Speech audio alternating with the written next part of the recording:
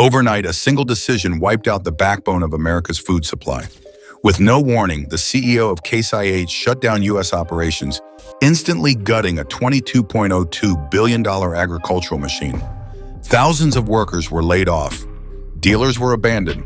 Farmers were stranded mid-harvest with no parts, no support, and no answers.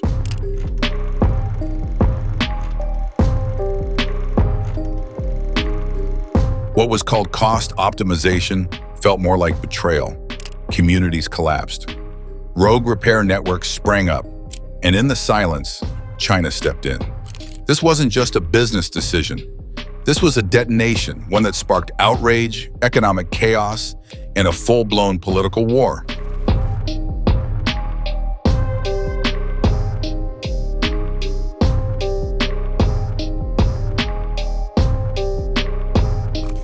How did one company's move shatter America's rural backbone and ignite a revolution that's still reshaping farming today? Welcome to the story of how Case IH didn't just lose a market, it lost a nation. The Midnight Massacre. It happened without warning. At 11:47 p.m., thousands of Case IH workers across America received the same email. Effective immediately, your position has been terminated.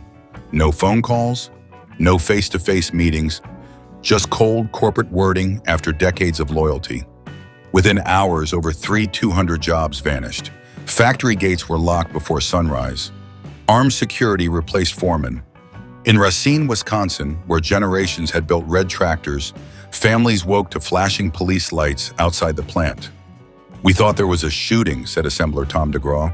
"Turned out the only thing dead was our livelihood." Small towns that revolved around Case IH suddenly found themselves in shock. Schools, diners, hardware stores, all linked to the payrolls that just disappeared. In Iowa, hundreds of workers gathered outside shuttered facilities, hoping for answers. They got none. Just signs reading, "Property closed, no trespassing." The company released a statement the next day. This restructuring is part of global cost optimization. But the human damage wasn't a line item. It was heartbreak. Cost optimization, said union rep Sandra Holtz, doesn't explain leaving thousands of families in the dark. For many, it wasn't a transition. It was a betrayal. But the shock wasn't just inside the factories. Across rural America, Case IH dealers, the backbone of farming communities, were suddenly abandoned. And with no parts, no equipment, and no support, the network that fed America started to collapse. Dealer betrayal. In a dusty Kansas town, dealer Eleanor Ketchum stood in her showroom staring at a row of empty shelves. For 47 years, her family had sold Case IH equipment. Now she had nothing to sell and no permission to sell anything else. The contract forbade carrying other brands, and Case IH gave her no alternative. Calls started at 6 a.m. Farmers wanted parts, repairs, clarity. None came. "I've got a combine worth $500,000 and no way to keep it running," said local grower Matt Doyle. Harvest was weeks away, and the supply chain had gone radio silent. Other brands saw the opening. John Deere, Kubota, and New Holland sent out sales teams within 72 hours. They offered buyout options, parts coverage, and fast delivery. In return, they demanded dealer conversions. Hundreds signed. Loyalty couldn't feed a family. "They didn't steal us," said one Nebraska dealer. "Case IH gave us away." Within a month, a dealer network built over a century had all but collapsed. Communities once defined by the iconic red tractors were now scrambling for survival.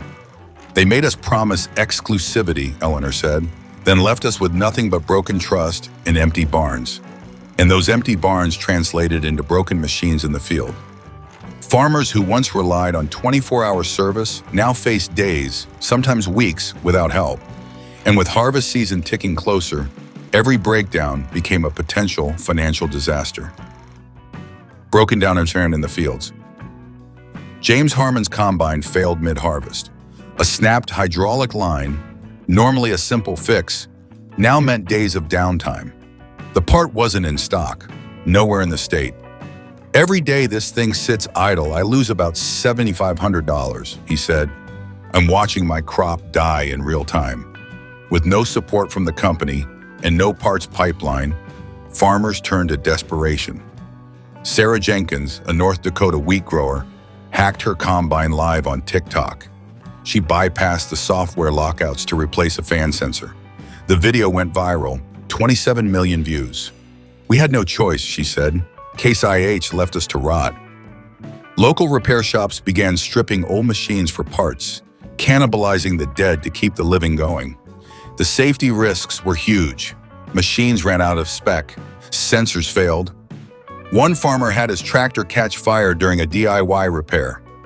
"We're not mechanics," said Iowa farmer Rob Fields, "but we're trying to be. We have to."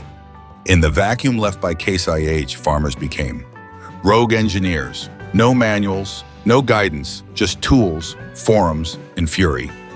"It's like trying to do heart surgery with a flashlight and duct tape," one farmer posted online. The frustration wasn't just about machines, it was about dignity, survival, and being left behind. And into that vacuum, unexpected help arrived. Not from the US, not from Case IH, but from across the ocean. A Chinese firm no one had ever heard of began shipping parts straight to farmers. No warranty, no instructions, but they worked, and they arrived. China steps in. With Case IH gone silent and American suppliers paralyzed, an unlikely lifeline appeared from China.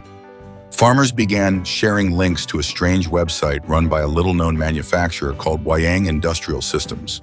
Within weeks, Wyang was shipping reverse-engineered Case IH parts directly to the US. No middleman, no dealer, no questions asked. The parts weren't certified. Quality was hit or miss. Some arrived with no labels. Others came in unmarked crates. But desperate farmers didn't care. "I don't need a warranty," said John Leary, a soybean grower in Missouri. "I need my damn tractor to run." For many, a questionable part that worked beat waiting 6 weeks for silence. Federal agencies took notice. The Department of Commerce and U.S. Trade Office began tracing the shipments. What they found was an explosion of gray market imports, unregulated parts flowing straight to farms through WhatsApp groups, Reddit threads, and encrypted farming firms. One customs official described it as the agricultural Silk Road. Wyang's move wasn't just clever, it was fast. They had scoured publicly available repair manuals, crowdsourced TIAD files from online forums, and replicated over 180 commonly failing parts. Their business grew 600% in 2 months. "We didn't think they'd be our supplier," Sarah Jenkins said, "but they showed up when our own country didn't." "Globalization just reversed itself," one analyst tweeted. "China isn't copying us, they're rescuing us." But as foreign parts flooded in, the political fallout back home reached a boiling point. America's agricultural heartland was in crisis, and Washington could no longer ignore what Case IH had done. Then a familiar name entered the scene, loud, furious, and ready for war. The political firestorm. The tipping point came fast. On a televised town hall in Des Moines, President Trump addressed the crisis directly. Standing next to laid-off Case IH workers and farmers, he didn't hold back. What they did, he said, was economic treason, and we're going to make them pay. The administration declared a national agricultural emergency, invoking tariffs up to 200% on imported Case IH equipment, including parts from parent company CNH Industrial. Within days, Wall Street dipped. CNH shares dropped 12% overnight. Investors realized this wasn't a normal business shakeup. It was a government reckoning. Surprisingly, Congress rallied in rare bipartisan unity. Senators from both parties introduced bills to protect domestic agricultural infrastructure, outlaw predatory manufacturer contracts, and provide emergency funding to towns hit by the shutdown. State attorneys general across the Midwest launched fraud and contract violation investigations against Case IH. "This isn't about left or right," said Democratic Senator Ann Pearson. "It's about the soul of rural America." Republicans called it the Pearl Harbor of the Prairie. The message was clear. Case IH didn't just gut its own company. It lit a political fuse that ignited a national identity crisis. "They sold us out to cut costs," Trump said. "Well, now we're going to cut them out of America." While political flames burned in D.C., the real fire was back home, inside the supply chains that fed the country. And now, with Case IH's withdrawal, the collapse began spreading like a virus. Collapse of the U.S. supply chain. When Case IH shuttered, they didn't just abandon their dealers and customers, they dragged down thousands of suppliers with them. Precision Hydraulics in Indiana lost 70% of its contracts overnight.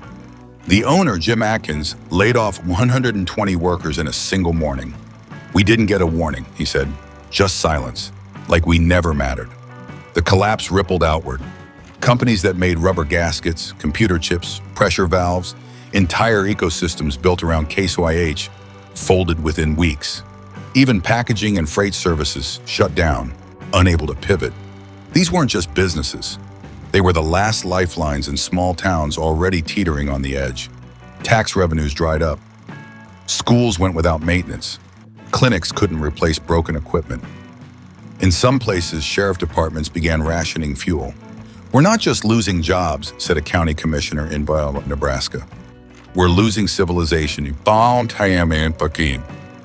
One piece of Meanwhile, Case IH's promised pivot to Brazil failed spectacularly. Factories there struggled with logistics, quality control, and training. Videos leaked of poorly assembled tractors with brake failures and software glitches. Orders were canceled. Dealers in South America accused CNH of cutting corners to chase profits. The global pivot had become a global embarrassment.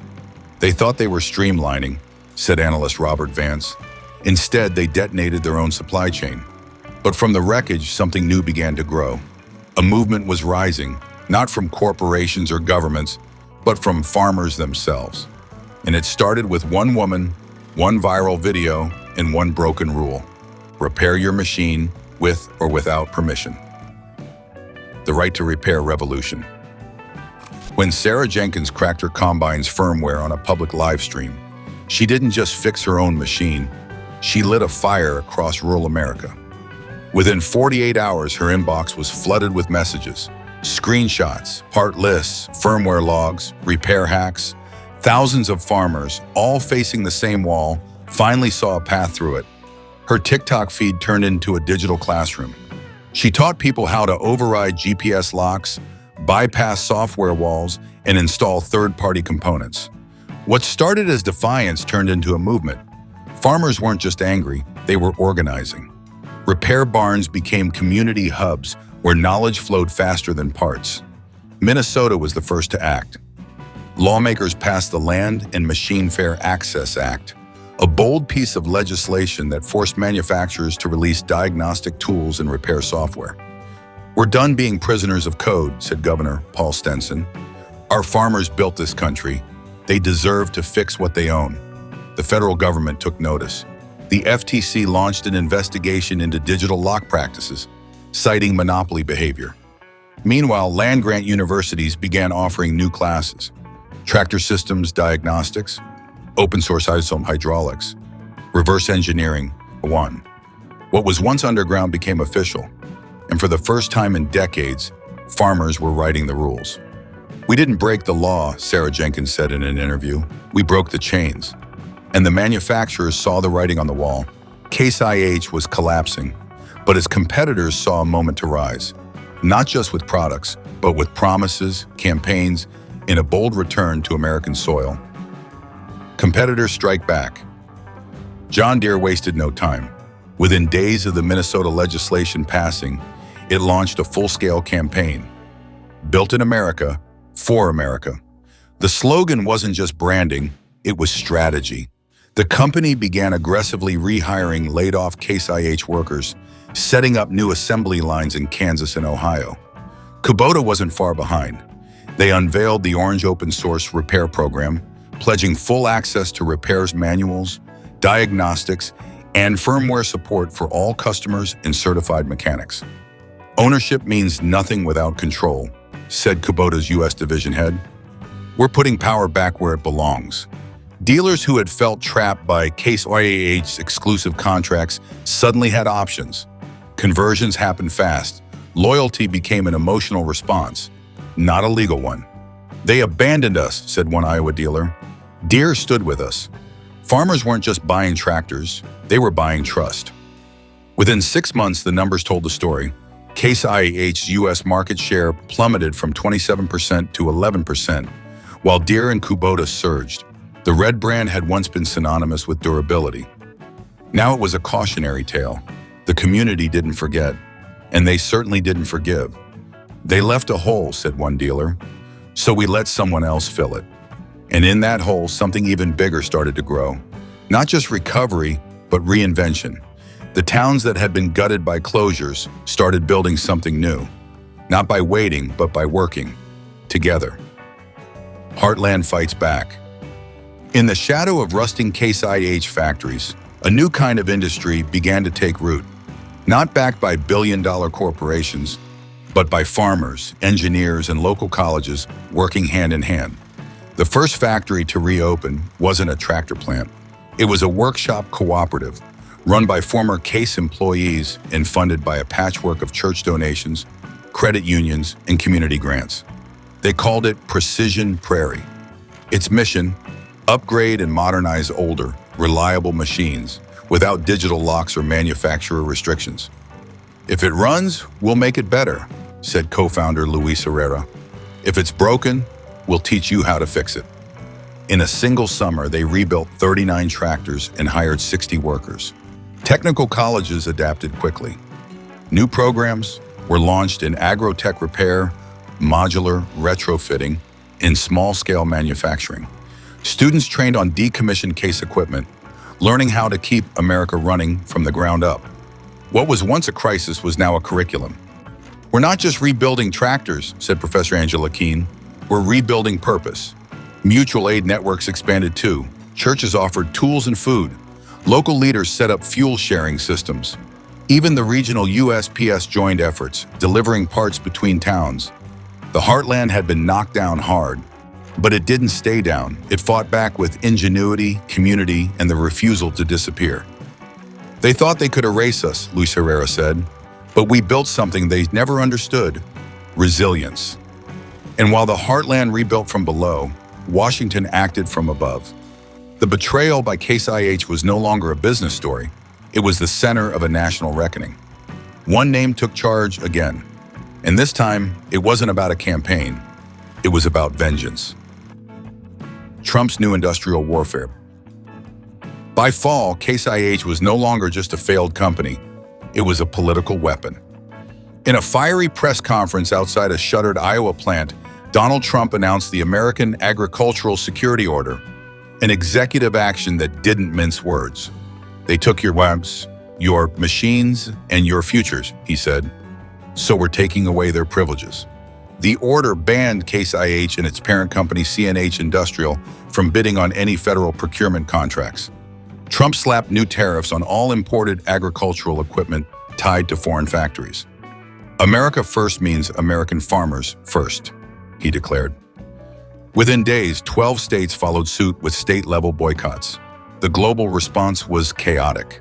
Canada and Mexico, both major players in North American agriculture, held emergency trade summits. Together, they formed cross-border supply pacts to keep farm gear flowing outside of Case IH's orbit. For the first time, foreign allies were joining forces against a multinational, not a nation. Investors fled. CNH's stock tumbled 12% in a single week. Lawsuits stacked up. Internal memos leaked showing executives had tried to spin the shutdown as a strategic consolidation, but no one was buying it anymore. One economist summed it up clearly. They triggered a manufacturing doctrine shift, and now they're living in its fallout. "This isn't a tariff war," Trump said. "It's a declaration of independence from betrayal." But as old giants fell, new giants rose. And this time, they weren't made of steel and diesel. They came from California, from code, from servers. Silicon Valley saw the crisis and moved in fast. Silicon Valley's invasion. In the wake of the case, venture capitalists saw not a failure, but an opportunity. Within months, Silicon Valley startups began flooding the agri-space with money, talent, and disruption. Monarch Tractor led the charge, launching fully electric, autonomous tractors aimed at mid-sized farms. Their machines didn't just run, they thought. Microsoft unveiled FarmSphere, a cloud-based AI platform that could retrofit old machines with sensors and predictive analytics. "We're not selling tractors," said CTO Satya Desai. "We're selling control over time and yield." Data became more valuable than diesel. Performance was no longer about horsepower, it was about insight. Younger farmers took notice. They grew up with tablets, not wrenches, and they wanted farming to evolve. "Why should I spend $400,000 on a machine that locks me out?" said 26-year-old Naomi West. "When I can spend $80,000 on something that tells me when to plant, irrigate, and harvest." In 2025 alone, over $387 million in funding were poured into agri-tech startups. Google, NVIDIA, and Tesla all filed patents related to autonomous harvesting and AI crop management. The shift was no longer coming. It was here. And the companies that once ruled by steel and secrecy were now playing catch-up against algorithms, open systems, and cloud intelligence. "The farm of the future won't be red or green," said one analyst. "It'll be wired." And in that future, something unprecedented happened. For the first time in American history, farmers weren't just customers. They became manufacturers. Farmers become manufacturers. Out of abandoned warehouses, barns, and college labs, something radical was born. Heartland Equipment Co-op, a coalition of farmers, engineers, and former Case IH workers who weren't waiting for a savior. They were building their own. Their first project? A fully modular, open-source tractor called the Prairie Workhorse. It wasn't flashy, but it didn't need to be. It ran on simple code, could be fixed with standard tools, and accepted third-party parts. No digital locks, no corporate oversight, no nonsense. It was a tractor built by people who actually used it. "We designed it for the soil, not the stock market," said lead engineer Amy Cho. The response was overwhelming. Pre-orders exceeded production capacity by 300% in the first month. The federal government stepped in with funding under the new Local Manufacturing Resilience Act, which offered grants to cooperative-owned factories. Suddenly, small towns had jobs again. But more than that, they had ownership. Other co-ops followed. One in Nebraska focused on harvest automation. Another in Kansas built irrigation drones. Technical colleges created micro-factories where students could design parts and test prototypes. In less than a year, America's farmers went from abandoned to empowered, from consumers to creators. "We used to buy what they gave us," Amy Cho said. "Now we build what we need." And from that innovation came transformation, not just of tools, but of mindset. A new generation was rising, one raised in the ashes of betrayal, but born into a future they would control. A new farming America. On a 200-acre plot in Illinois, Emma Rodriguez tends her farm with just 1/3 the equipment her father needed. She doesn't carry a wrench. She carries a tablet. Her systems track weather, pest risk, soil nutrients, all in real time. And when a part fails, she either prints it or orders it from her local co-op. What used to take manpower and luck now takes strategy and sensors. Emma's neighbors share ownership of large harvest machines. Crops are rotated not by tradition, but by predictive AI. Instead of drowning in debt, she plans 3 seasons ahead, with data, not guesswork. Agriculture colleges saw record enrollment, up 47% over 3 years. Young people weren't running from farming, they were redefining it. Sustainability, shared ownership, and open-source systems replaced speed and secrecy. Farming became intelligent, community-driven, whole again. In Case IH, it became a case study, literally.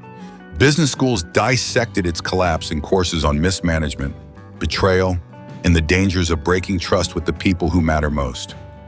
What began as a corporate betrayal ended as something bigger, a rebirth. From the soil up, a stronger, smarter, farmer-led future took root. "They tried to end us," said Emma, "but all they did was wake us up." What began as a spreadsheet decision became a nationwide reckoning. Case IH didn't just miscalculate, they misunderstood the people they depended on. Farmers became hackers, small towns became manufacturers. Silicon Valley entered the fields, and a new generation rebuilt agriculture from the ground up. The red tractors that once stood for reliability are now reminders of collapse. And the brand's name? A lesson taught in law schools, business classes, and on back roads across America. But out of betrayal came reinvention. What they tried to control was claimed back by the very people they thought would give up. The $22.02 billion industry they thought they could abandon didn't die. It evolved. Because when corporations forget their roots, the people who work the land remember everything. And this time, the future of farming won't come from the top. It's rising from the soil.